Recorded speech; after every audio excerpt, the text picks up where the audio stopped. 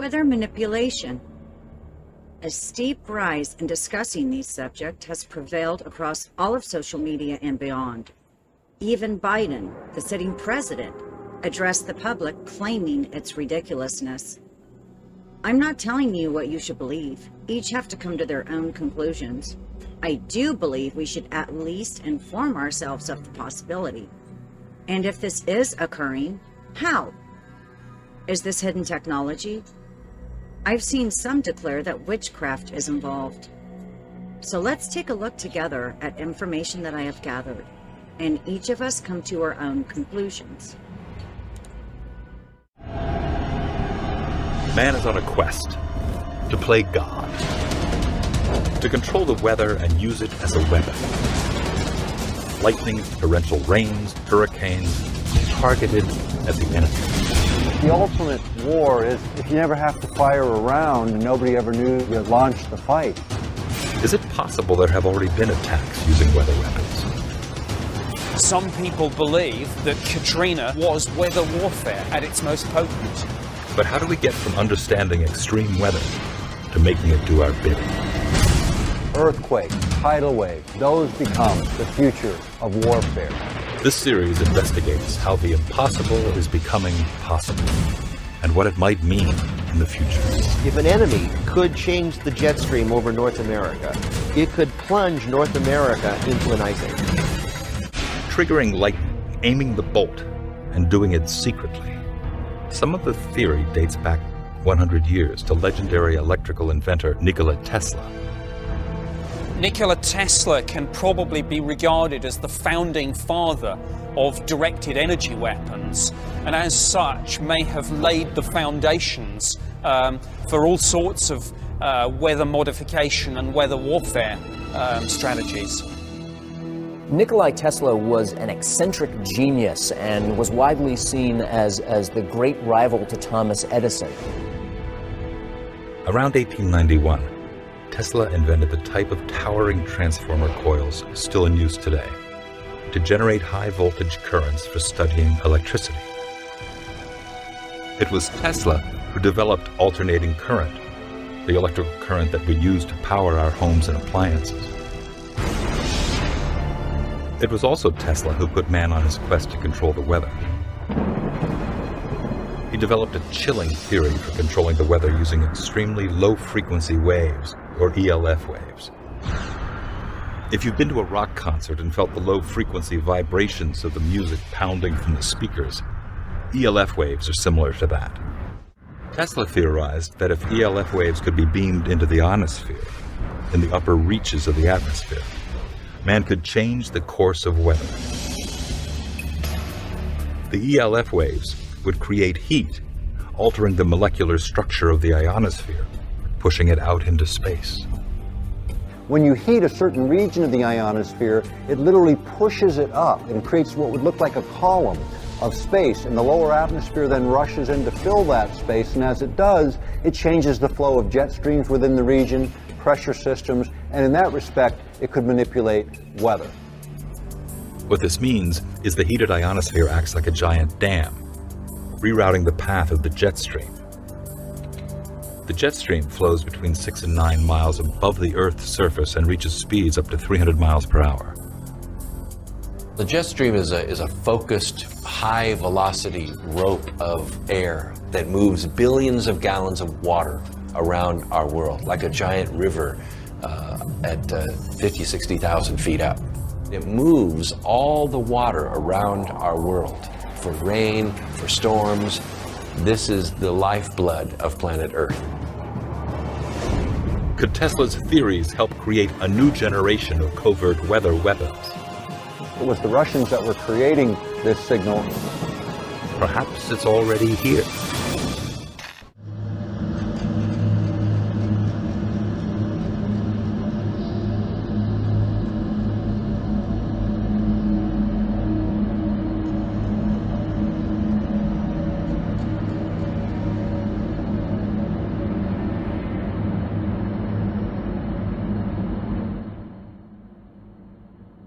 As I continued to look into weather manipulation, the truth, and the possibility, I found this. Operation Popeye. Operation Popeye, Project-Controlled Weather Popeye Motor Pool Intermediator Compatriot, was a military cloud seeding project carried out by the U.S. Air Force during Vietnam War in 1967 to 1972. The highly classified program attempted to extend the monsoon season over specific areas of the Ho Chi Minh Trail to disrupt North Vietnamese military supplies by softening road surfaces and causing landslides. The chemical weather modification program was conducted from Thailand over Cambodia, Laos, and Vietnam, and allegedly sponsored by Secretary of State Henry Kissinger and the CIA without the authorization of then Secretary of Defense Melvin Laird, who had categorically denied to Congress that a program for modification of the weather for use as a tactical weapon even existed. A report titled Rainmaking in SEASIA outlines use of lead iodide and silver iodide deployed by aircraft in a program that was developed in California at Naval Air Weapons Station China Lake and tested in Okinawa, Guam, the Philippines, Texas, and Florida in a hurricane study program called Project Storm Fury.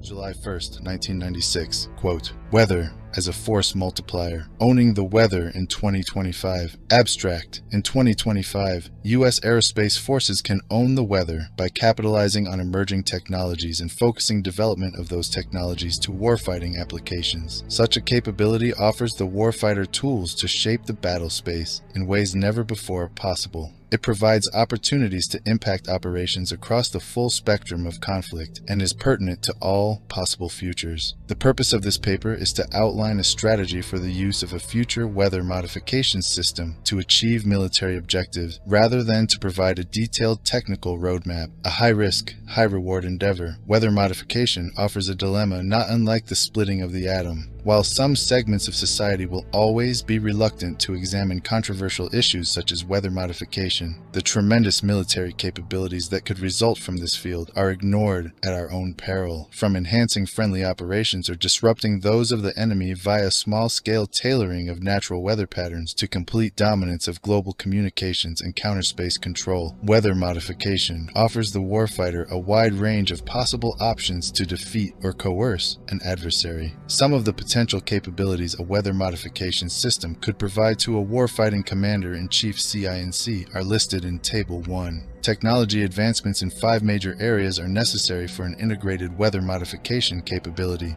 1. Advanced nonlinear modeling techniques. 2. Computational capability. 3. Information gathering and transmission. 4. A global sensor array, and 5 weather intervention techniques. Some intervention tools exist today, and others may be developed and refined in the future.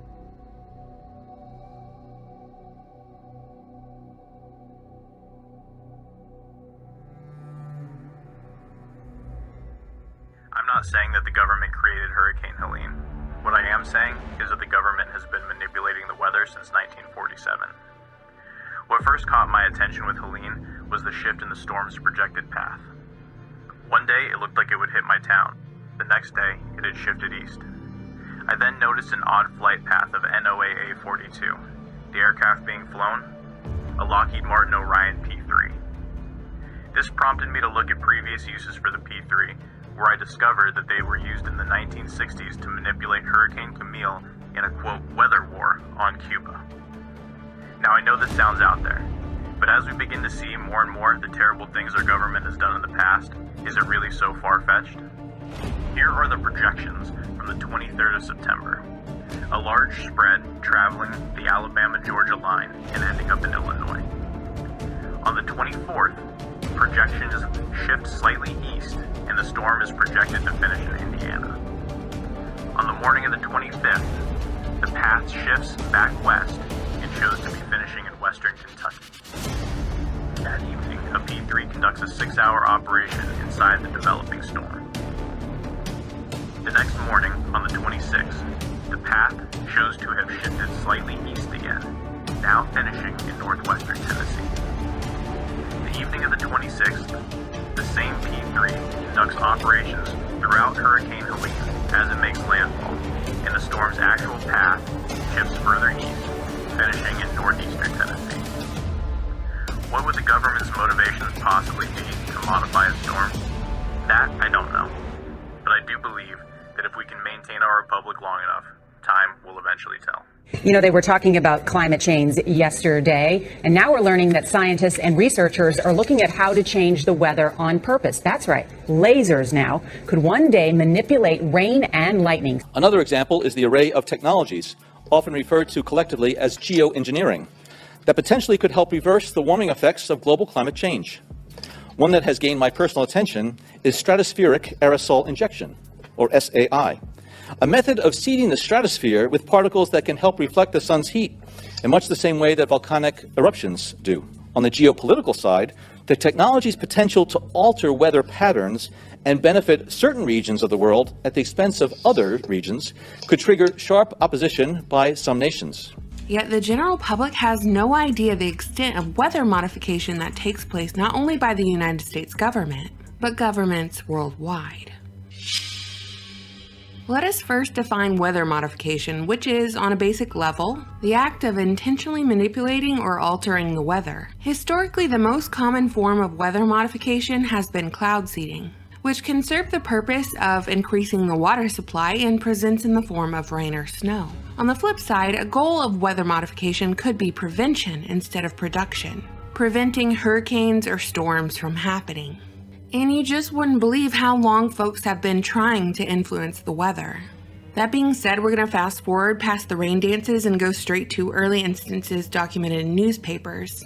In 1905, when San Diego was suffering from drought, the merchants of Los Angeles approached a professional rainmaker and offered him a $1,000 reward if he could make it rain 18 inches in 3 months in Southern California.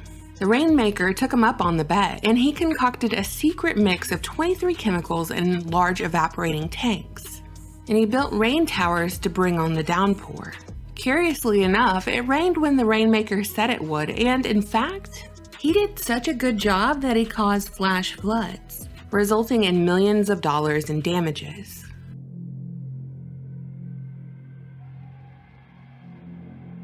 Here with Kristen Megan. She's a military veteran, right? Yes, I was in the U.S. Air Force for 9 years. Wow. And you came out and blew the whistle on geoengineering, things that you witnessed were going on. Can you give us the real nutshell? Absolutely. Basically, I had heard of what many people know as the term chemtrails.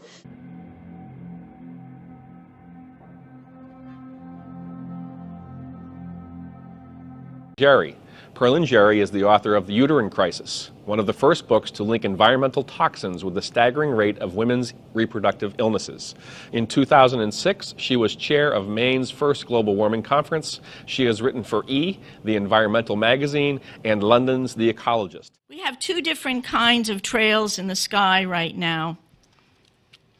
One are called contrails. How many of you know what contrails are? Contrails would have been around from the ends of planes since World War II.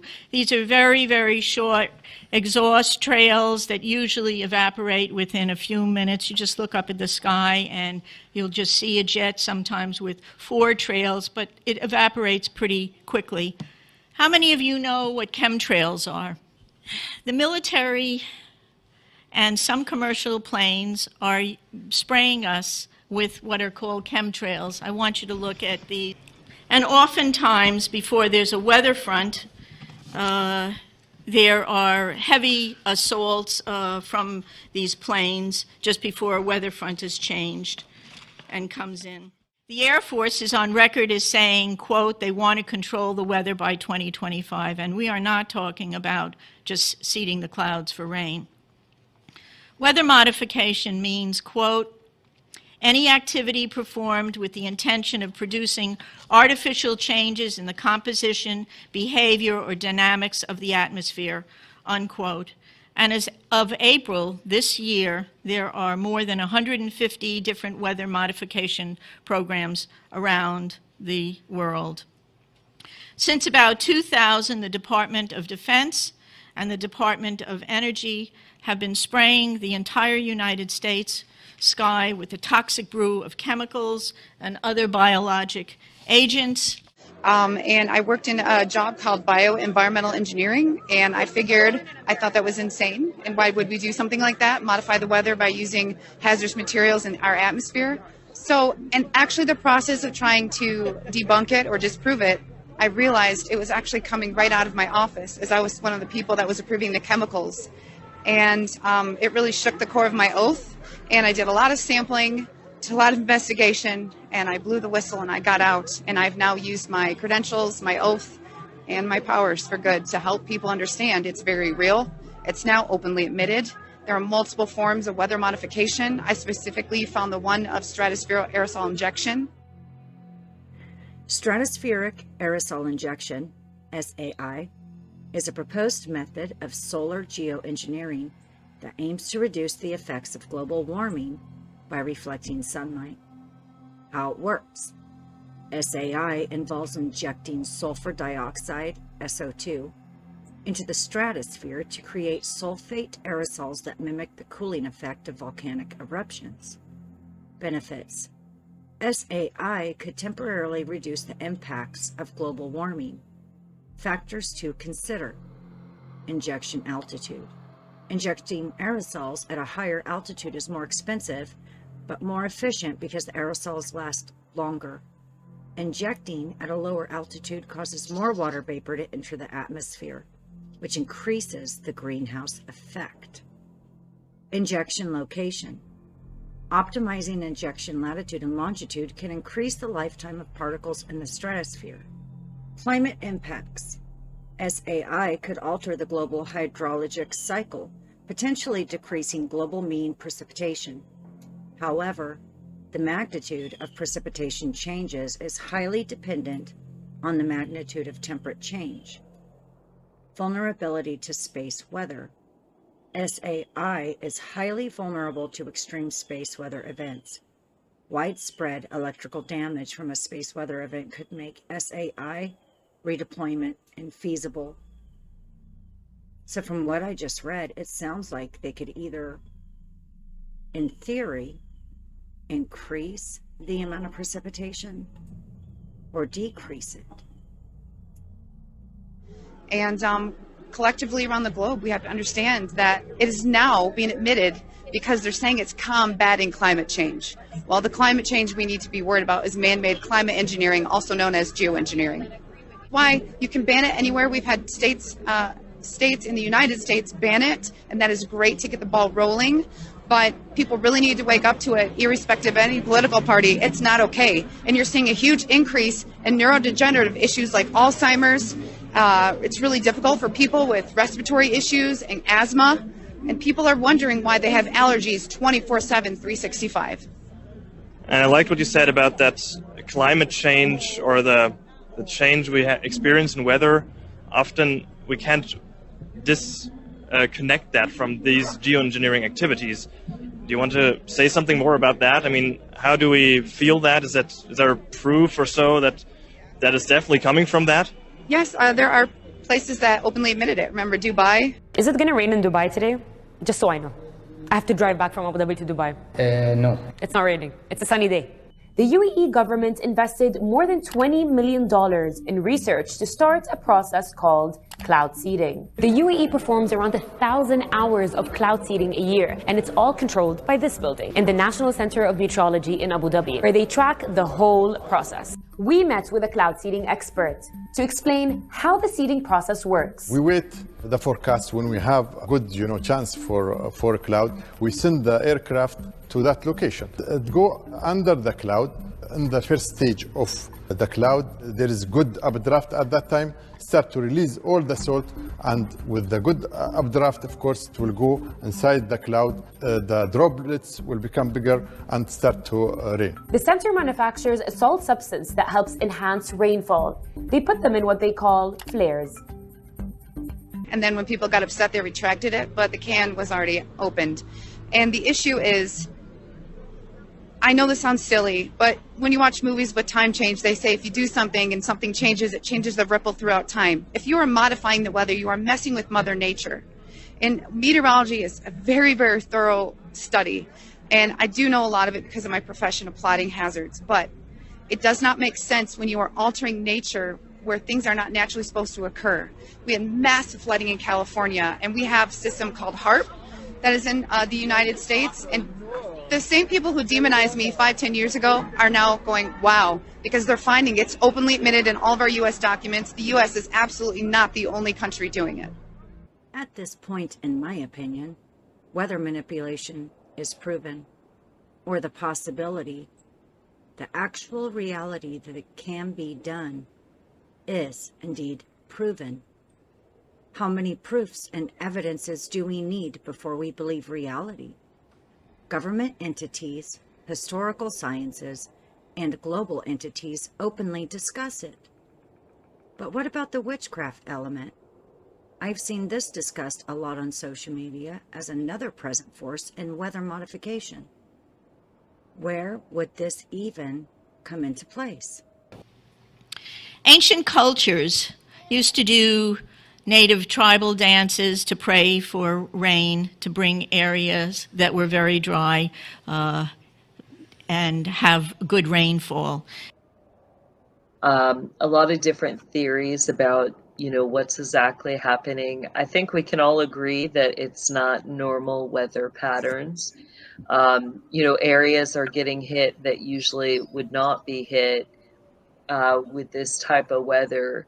So, in that, we know something's off. And what is that? It's hard to know for sure. But for me, I think it comes down to that, we know that the system has weaponized weather. We know that our regional areas have weather witches and warlocks.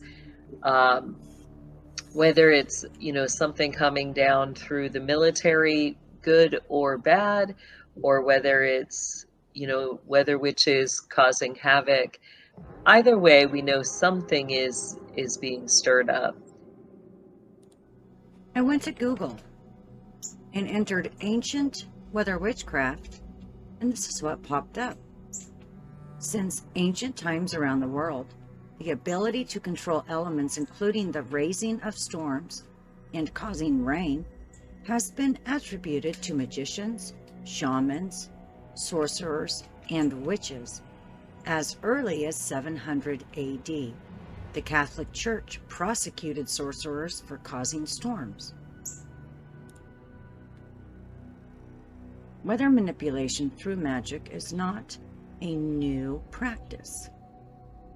Here is a site that I found, Old European Culture, and it says, the other day I came across this illustration from a 1489 book, De la Mise et Pythonicus Mule Erebus, by Ulrich Molitor. It depicts two witches conjuring up a destructive hailstorm. This book is from 1489. And here's a post on Twitter that I found by an account called Hookland, with a quote from 1982, Dr. M. Ben. The most feared magic user in rural communities has always been weather modifier, the wind summoner, weather salt hag, hill witch, or member of the Society of the Miller's Word. Anyone who could call drought, flood, or storm had the power to provoke fear. Really, you could go on and on. If you actually look into this and look this up, there is a lot to find. There is a lot of information, and there is a lot to back this up, that this is a very real phenomenon. Here's a blog from a weather witcher herself. 2019. Weather witching. Harnessing the power of weather magic. Here's a quote she writes. And then she says, to feel such power is beyond words. I have been doing this since I was a small child, before I knew what magic was, much less what weather magic was. Weather is a major aspect of nature, and witches are natural beings, attuning their lives to the tides of the moon, melding their patterns to the turning of the year. In Weather Witchery, Katrina Rasbold writes, part of claiming our own inherent power includes working with the natural elements of earth, air, fire, and water. There is very little about weather that is not an elemental experience, sometimes to the extreme. So as you can see, weather witching, weather witchcraft is very real and very, very powerful. It is an actual phenomena and practice that is very real.